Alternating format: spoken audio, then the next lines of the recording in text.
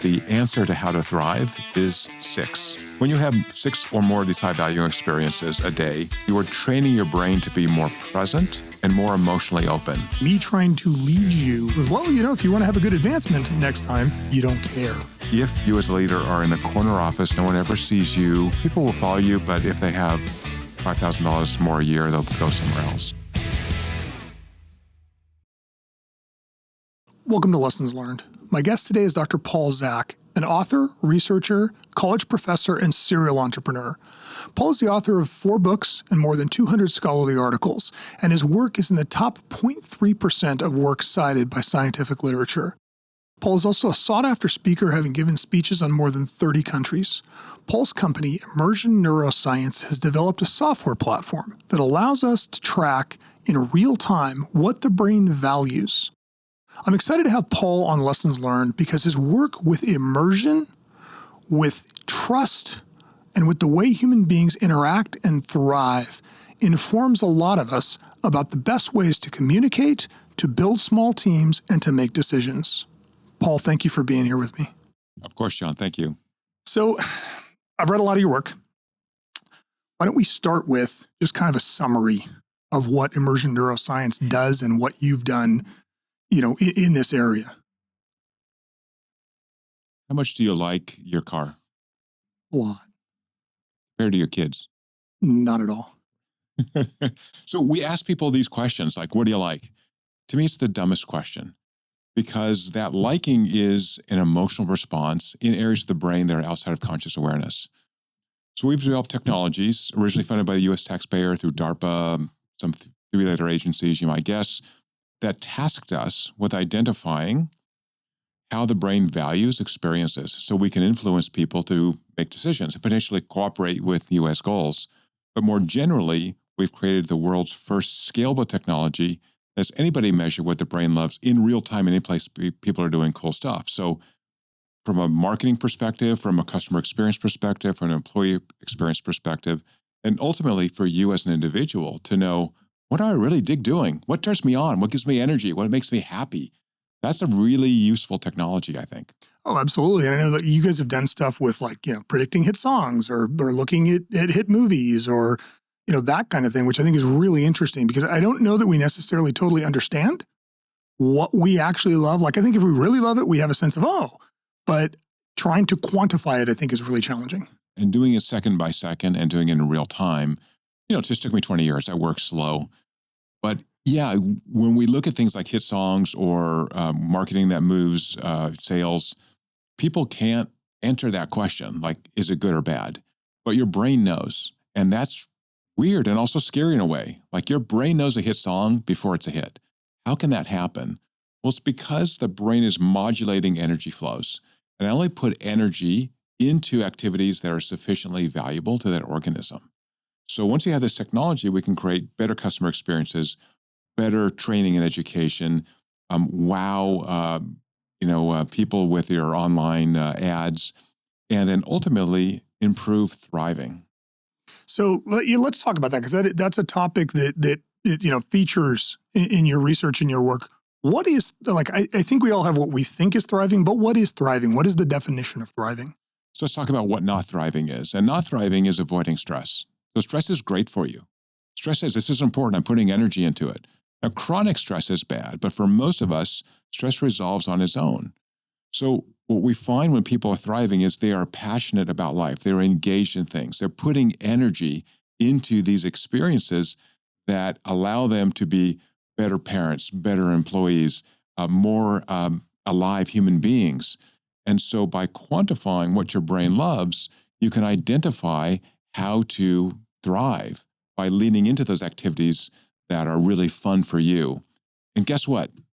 Most of the value we get from experiences are driven by interactions with other people. Like think of taking a trip to someplace fun. You're going to Tuscany. Go by yourself? Fine, fun. Go with your wife, go with your best friends? Oh, much better, right? Yeah. So it's that social connection that often we're missing because we don't have a way to measure how important that is.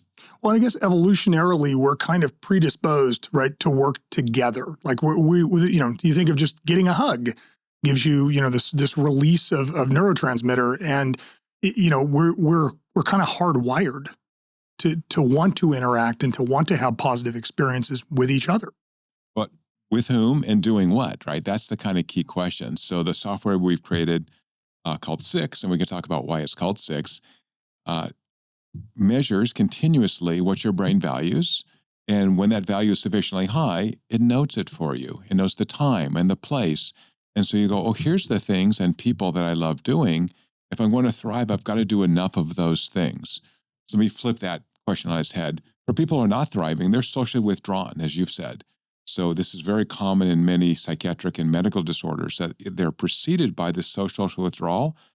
I'm just not doing great. I'm not really sure how to explain it, but I don't want to go to dinner anymore. I want to see a movie.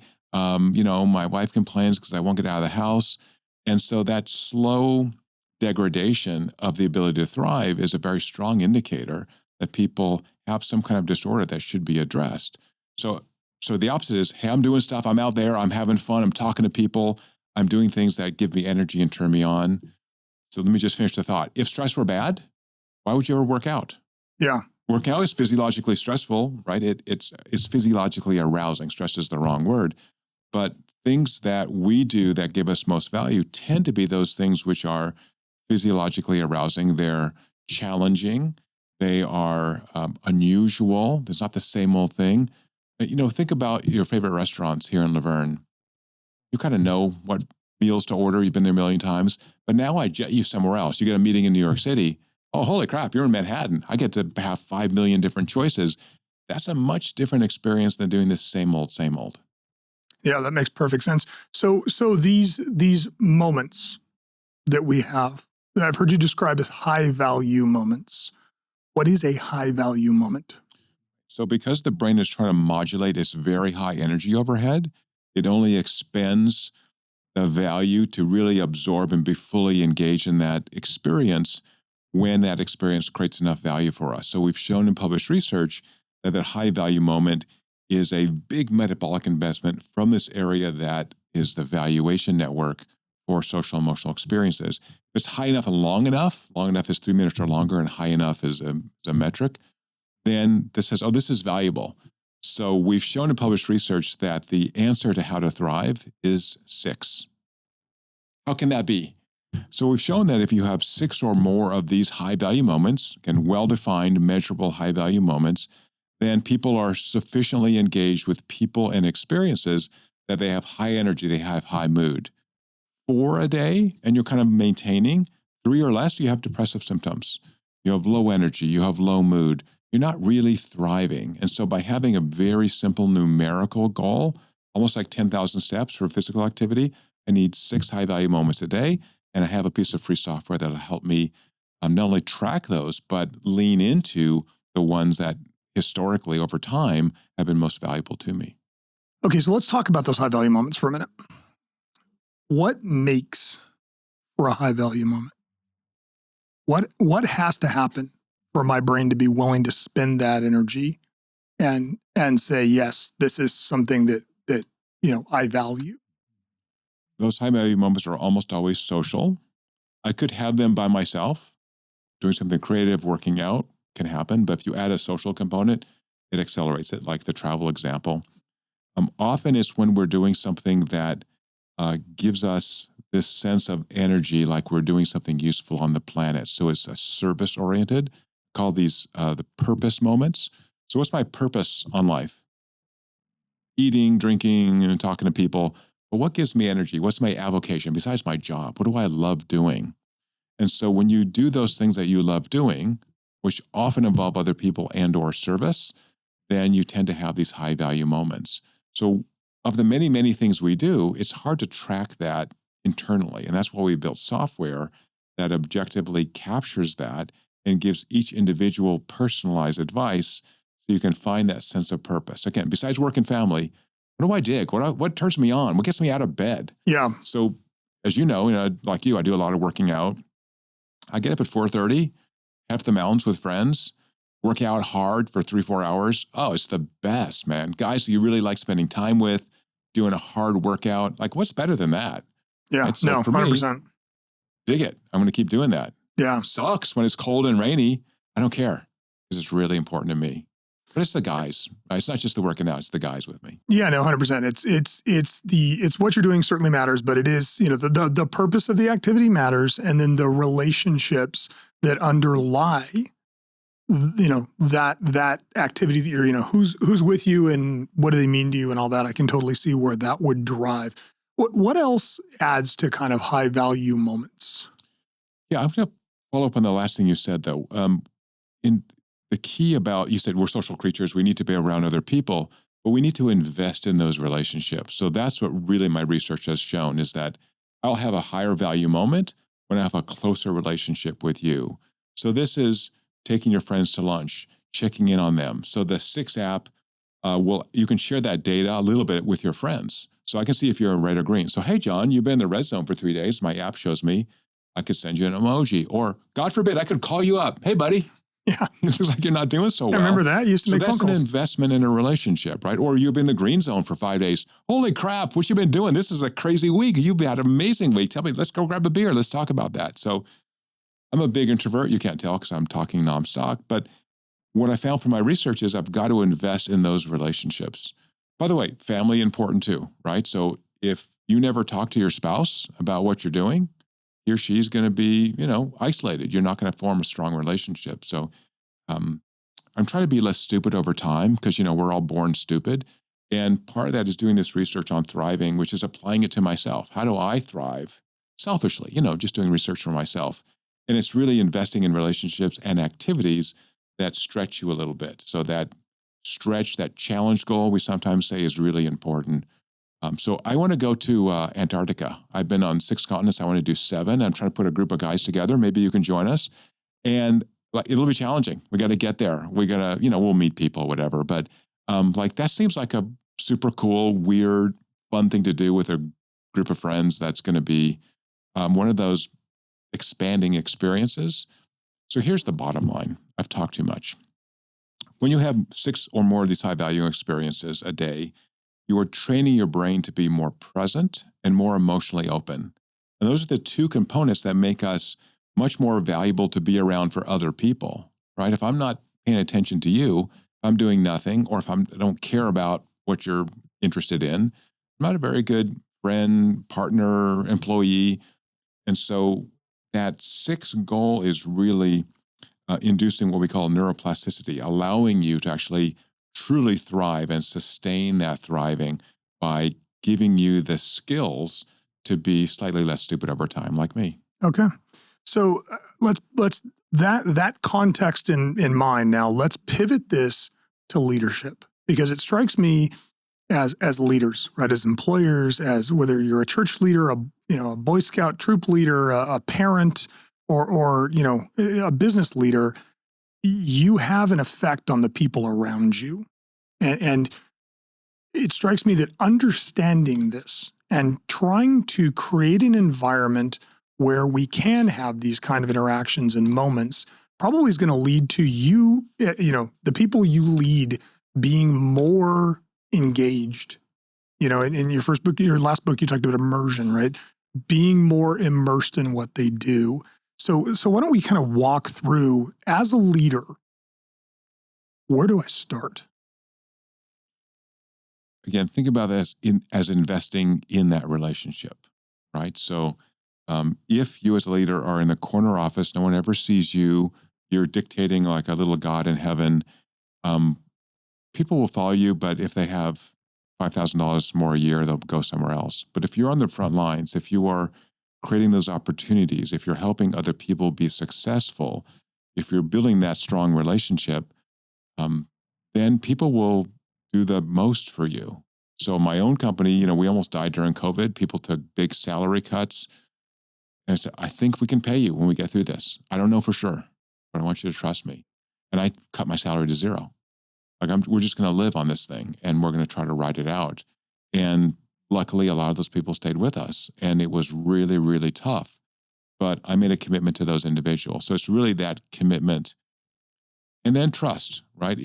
No one's going to trust you unless you are trustworthy. You follow up on that. If I say something, I've got to do something. If I somehow fail on that, I've got to own that. So I think there's a lot of, I'm the boss, I'm beyond the rules don't apply to me, right? So no, the rules apply to everybody. So I think one of the things I've always tried to do in the organizations I've been in is do the worst job first. Whatever this job is, how dirty it is, how unpleasant, I got the first shift. Yeah. Right? Yeah, it's, the book Leaders Eat Last, and there's been a lot of public discussion about this notion that as an effective leader, your job is often to lead from the front and to do the difficult jobs. And it's always been something that I've tried to think about. Like, I am the least important person in any room I'm in, and I need to constantly remind myself of that. Focus on the people that are around you. What about relationship building in a business? Like, what are the kinds of things that you've seen be effective as you're studying, and advising business leaders? What are the kinds of things that you're seeing be effective for business leaders in building those relationships? Yeah, first of all, physical time together. So I think in the post-COVID world of remote or hybrid work, you've got to actually see these people. So we're seeing a lot of businesses strongly suggesting 3 days a week, at least in the office. We see a lot of Tuesday, Wednesday, Thursday. But if you're a leader and you're showing up 5 days a week in the office, people start showing up, right? So again, you got to eat your own dog food here, right? If you think it's important to be in the office, be in the office. If you're a remote group, do offsites. Do this offsites and make it long, right? Let's do something a little bit stressful. Let's go zip lining. We're going to have a 8-hour, 9-hour meeting about what we're doing in the business, and then we're going to do something weird and fun. And so, again, that stressful response, physiologically arousing response, is what builds relationships, right? Strength is built under pressure. So I do want to pressure these people. I want to put up challenge goals. I want to think a lot about, for individual employees, at least direct reports, giving them ways to grow personally, professionally, and spiritually. And if I'm not doing that, then I'm going to have a kind of a shell of an employee. So I said a lot there. So there's a lot to unpack. So follow up any way you want. Let's dig into stress for a minute, because stress has gotten a very bad name, right? It's become like, oh, I'm so stressed, and I hear it especially from like my kids' generation. It's like, oh, I have too much stress, and it's. I kind of laugh every time I hear that, because it's like, oh, I have a biology test. I have too much stress in my life. Well, now you need to build your reservoir a little here, buddy. But we've given stress a bad name. And I think that you and I are both of the belief that stress in and of itself isn't bad. It's frequently good. Sure. As a leader, what does that mean for an organization?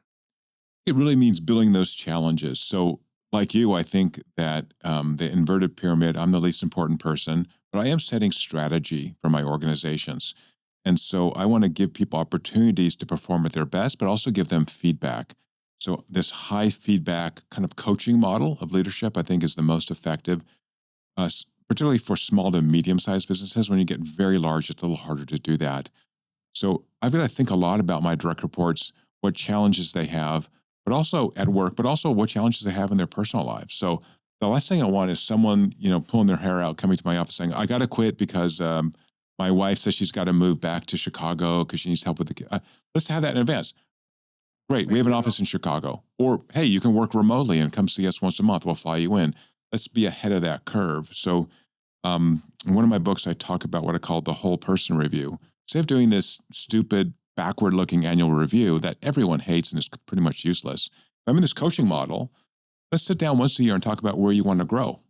Where do you want to be next year? Personally, professionally, spiritually. So spiritually, again, whatever that means for people, that could be, again, your purpose statement. So maybe you love sailing. You have time to sail? How often do you sail? If you love doing that, and that, not to me, it degrades your feeling, your energy, your passion as a human being, then again, you're not sustainable. So in a world in which we're at record low unemployment rates, we're below replacement fertility, immigration is going to be off the table for a while. We're running out of humans. So we should really nurture and develop these human beings who are working for us. See, you're betraying your personal belief that the job of a leader is to invest in people. And I think that so often people have this mindset that, like, my job as a leader is to manage people. And, you've used the word coaching repeatedly. And I think this is one of the places you and I really connect, is like, my job as a leader is to make you as good as you can be, not to to manage you. I watch on your business today. Everyone here put their pants on. They got to work on time, probably, right?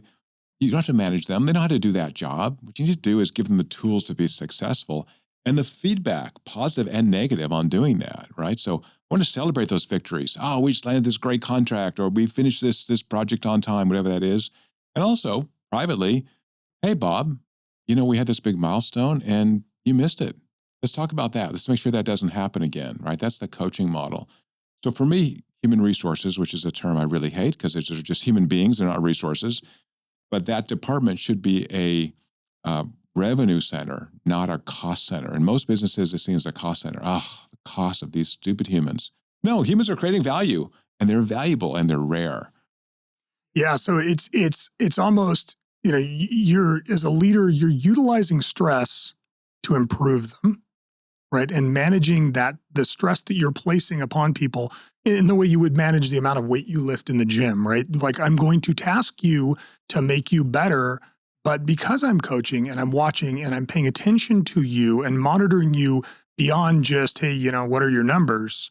I'm also going to know when I probably need to tune it down a little bit. And that's where emotional fitness comes in. If you're getting these 6 or more high-value moments, you're building up that buffer, that resilience. So now I can really thrive. And when I have to, say, pull an all-nighter, I can do that, right? And I got my team around me. We're all going to be here.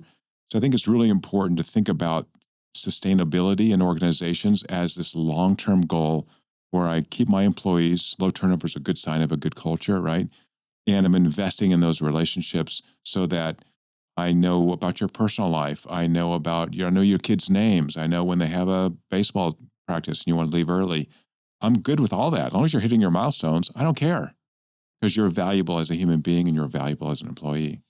I think that probably took me 25 years to learn that it didn't matter if you were here from precisely 9 o'clock to 5 o'clock, especially when you being here from 5 o'clock means you missed your kids' play. And it took me a long time to really appreciate that sometimes as a leader, I make a short-term decision that has long-term consequences. Like, nope, this assignment needs to be done. It's got to be done today, even though we're turning it in tomorrow morning. It has to be done today, so you're not going to go to your kid's play. Well, your kid is the only one whose dad didn't show up, and you missed your kid's play, and now you resent me, your wife resents me, your kid hates me, and honestly, you kind of half-assed the assignment because you were mad anyways. When I think of the whole person review, I think that's got to include the family. How's your family doing? Is your spouse happy? Are your kids doing well? They're not. Actually, we really don't like the school district here. Okay, let's talk about how we might manage that, right? I want to keep you as an employee. You're valuable. You're important. If you're not valuable, then I can let you go. Different story. Sure. But let's make sure we take that into account, because I don't want to be blindsided by something I don't see coming. So I think it's really important. Again, small, medium businesses, sometimes big, bring the family in. Have an annual picnic and bring the families. And thank those families and spouses for letting their spouse come work with us. What's nicer than that? Hey, sometimes you got to work long hours. Sometimes you do miss a play. Sometimes we have to do these things. I think we should include the entire family in that discussion. Yeah, but when I teach culture-centric leadership, one of the things I talk about is kind of Maslow for leaders, right? Like, if you're in a good place and things are great, then yeah, you're thinking about your future career and, advancement opportunities and where's the business going. But if you're in the process of getting divorced, or you have a drug or alcohol problem and you're not sleeping, or your kid has cancer, you've moved down the Maslow triangle to the point that you're just trying to get through today. And me trying to lead you from the top of that triangle, trying to lead you with, well, if you want to have a good advancement next time, like, you don't care. And if I'm not paying attention to you, I have no idea where you are in your life and where you're sitting in that relationship. Yeah, you have an executive in residence at CGU, Claremont Graduate University, named Jerry Stead, who ran a bunch of high-tech computer companies. Jerry's a super healthy guy. So he used to have this monthly Juice with Jerry. So you just put your name in, and you grab 5 employees, and you can sit for an hour with Jerry, ask him anything you want. Anything. That's a cool concept. Yeah. So I don't know, Juice with John has a nice ring to it. Yeah. That kind of, what is it? Not an alliteration. Alliteration, yeah. Juice with John. So, all right. So I'm trying to coach my people. I'm applying stress carefully to them, and giving him some recovery time. giving them recovery time, and I'm looking at how I can coach you whole person, right? I'm looking at your emotional fitness. When you look at it from this model, you kind of see how the post-COVID, everybody works from home, nobody ever talks, wasn't necessarily the best business model.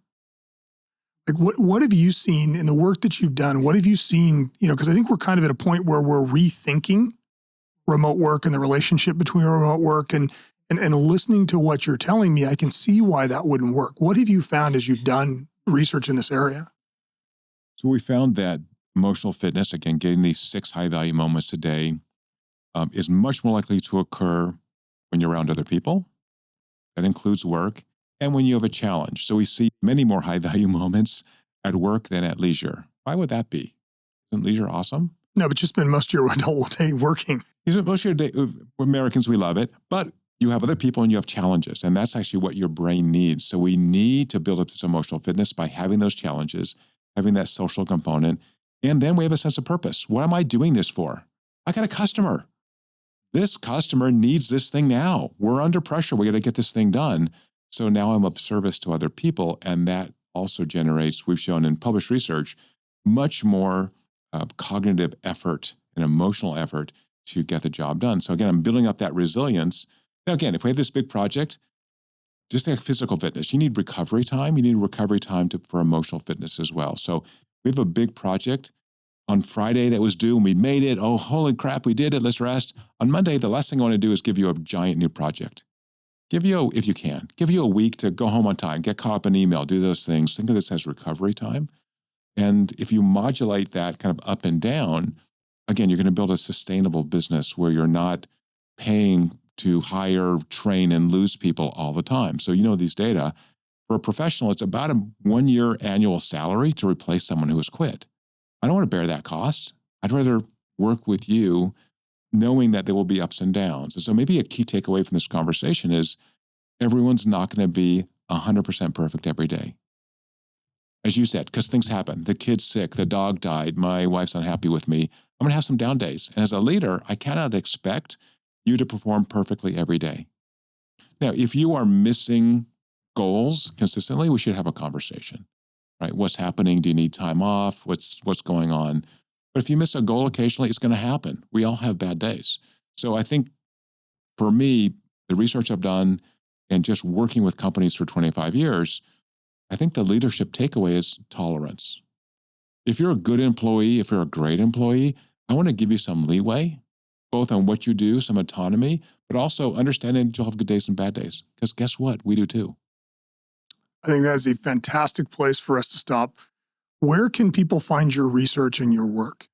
The easiest way is to get the free app at your6.com. The app is called 6. You can find me at Immersion Neuroscience. The website is getimmersion.com.